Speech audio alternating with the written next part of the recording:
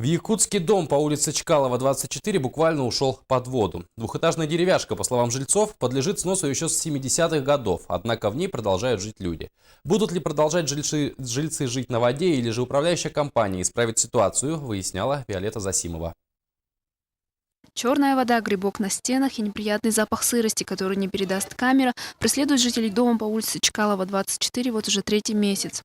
Двухэтажное здание 1938 года постройки, которое подлежит сносу еще 70-х годов, уходит под воду и постепенно разваливается на глазах его жителей.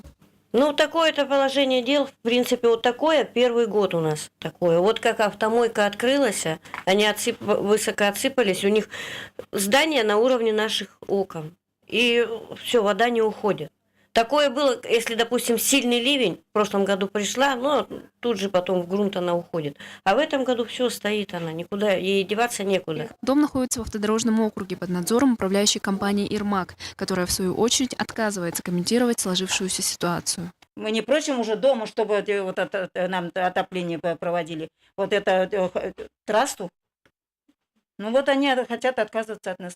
Антисанитария, царящая в этом доме, угнетает, но еще больше ужасает мысль, что в таких условиях живут маленькие дети.